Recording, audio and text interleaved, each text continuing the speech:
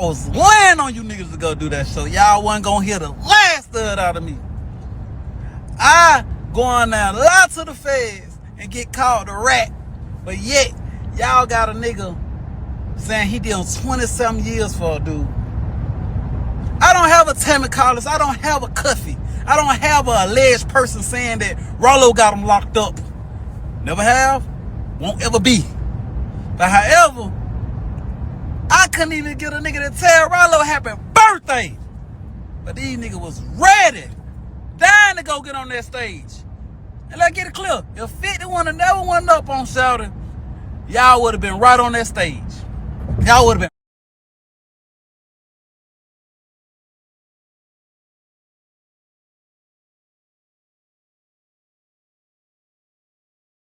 Yo, it's Big Ant, the spokesman, man. We back. Another edition of Urban Politicians TV, UPTV. Make sure you stay on your pivot at all times, man. Had to come tap in as Ralo has now decided to weigh in and put his opinions and feelings out there on the situation with Big Meech, 50 Cent, and Big Meech show getting canceled last week. And also tell people how he feels about how he was treated differently when things happened with him on the internet, him being accused of telling a while back before he came on and everything. As he also put in the caption, I don't give a F what nobody say, that is lame. I ain't beefing with nobody, nor am I asking for no friends. I'm just speaking my mind. And I got to keep it all the way 1,000 right here because there's several layers to this conversation right now.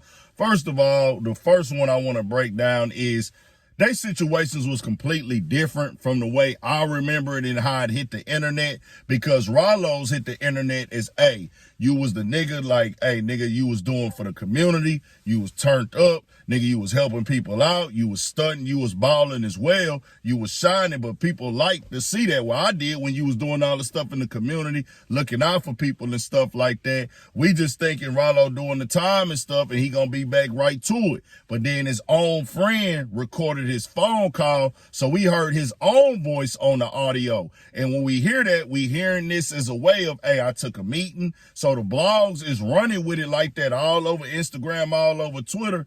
Ralo friend exposes this conversation on the phone about meeting with the feds or taking this and that. So people is running with that like, hold on, bro, that don't sound right. So Ralo later came up and explained what happened. But for certain people, they already heard what they heard. And that's the thing about coming from this, being a part of that, living that, or that's your claim to fame or what your name is based on and your reputation is based on. Certain people is like, hey, bro, it's a gray area right there. You took a meeting with them people. They gonna jump out there and say, hey, I ain't trying to hear it. And that's that. The opinions is gonna be the opinions from there on out. His homeboy did that to him. Now with Big Meech, his situation was he came home. It was already some people saying some stuff on the internet.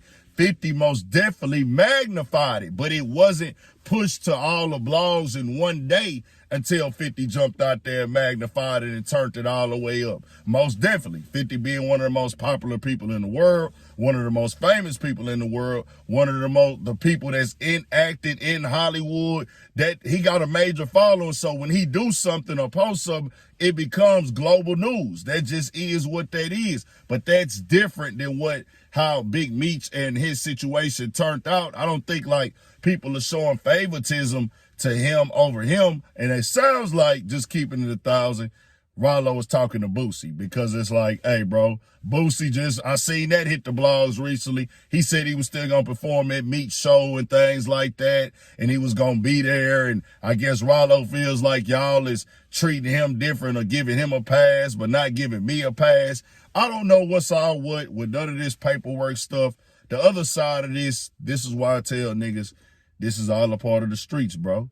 This is all how it go. Whether it makes sense to you or not, it's a lot of rules, a lot of codes, and unwritten laws that probably ain't gonna make sense. Some of them do in the grand scheme of things. If you a man, you get caught up on something, you don't give up another man to save yourself. I don't care if you street or not. That's just the honor and code as a man who live in life, or just being a human. Hey, I'm not gonna do my dirt, do my 1-2, and benefit myself. But then, hey, I get jammed up. I tell that's just some man stuff to me with no telling. But they have it as just this street thing. That's not just street to me. That's just how you raised and how we come up with our history as a people and what we stand for.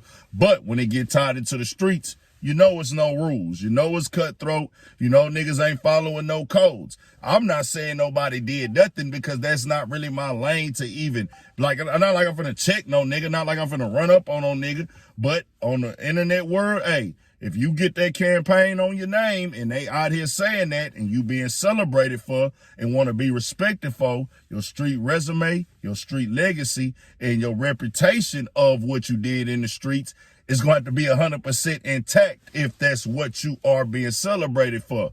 But it comes off as Ralo is kind of just upset because of how things worked out for him. But Ralo really got to just, we wouldn't have known about none of that if it wasn't your homeboy that recorded your phone call. You and Meech situation is a little bit, it's different. It's just not even how it played out, how it got worked into the internet. There wasn't a TV show about Ralo. There wasn't a big production film series about Ralo that people liked and supported from the culture. It's like we saw what Ralo did.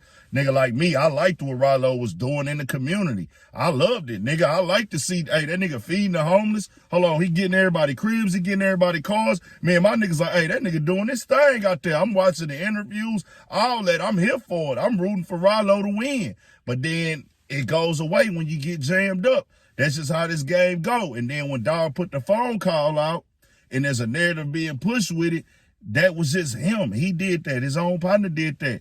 That ain't like nobody choosing Meech over you or nothing. Meech stuff got put into the major broadcast, and then the legacy of him with that motivational street culture of hustling and coming from nothing was already just majorly polarized through even like Jeezy, the BMF, and all that. Just, it was a thing. So I wouldn't say like, oh man, they choosing him. Now Boosie, as it feels like Ralo really just talking to Boosie, but he just don't want to say Boosie. But I don't know, man. Y'all tell me what y'all think. I'll just tell niggas, all this go with the streets. Before you dive in that water, make sure this type of stuff you ready for. Just keeping it all the way 1,000. Stay free for your family, your loved ones, your kids. I understand certain time niggas got to take risks. Certain time niggas got to put food on their table. I just tell you, stay out the mix and watch out for these niggas out here because it is real. And these niggas do, yeah. Tell me what y'all think. We got more coming, more videos, all at 1,000 for shit show. Stay on your pivot.